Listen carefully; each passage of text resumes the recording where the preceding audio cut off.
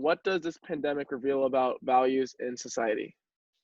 Yeah, this pandemic has done a really good job of kind of showing what kind of the core beliefs we have as Americans and Californians.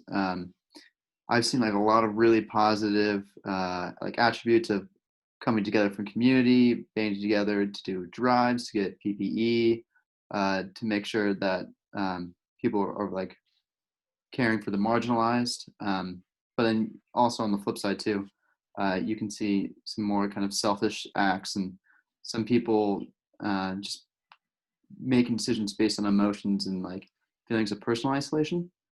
So it's interesting to see how uh, we as society kind of react in like both extremes. Do you have examples of how you've seen people either come together or how people were being selfish in these exact times? Mhm. I've seen some like an example of something really good and positive is um, at like medical centers, like my mom works.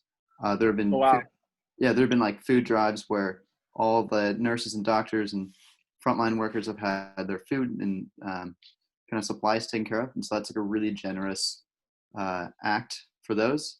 But on like the flip side, you could see like a lot of people going to like the beaches and acting like nothing's going on and can potentially spreading the virus and doing all that. So it's just 100 like yeah, 100%. Yeah, I saw that in SoCal. Uh, the, Governor Gavin just closed all the beaches there because people were still going. So 100% see what you mean about the selfish part. Mhm. Um, Question number two: what has a pandemic revealed to you about your own values? Yeah. No, it made me realize like how important like my like individual community. It kind of like it shrunk it, and so now it's like I'm really checking in and like caring about like my close circle. So it's like my parents, my brother, my really good friends I made at Santa Clara. It's just Yeah, really kind of like shrank my circle and made sure like the people that I care about most are taken care of.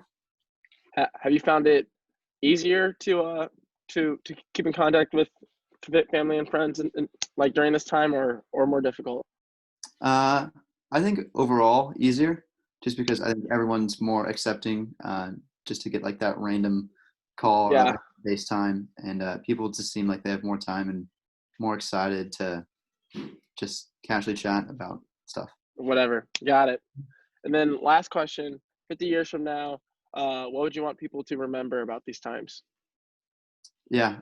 So I think like a good example of this is if you look back at like the Spanish flu of like 1918, Hmm.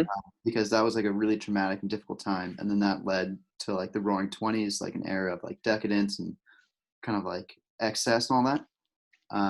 So I think it's important to whatever comes after this to use this kind of like reflection point and show like people had like a lot of really difficult times and people didn't really know how to cope. And then I imagine that's gonna lead to another period of excess and decadence after we get through this.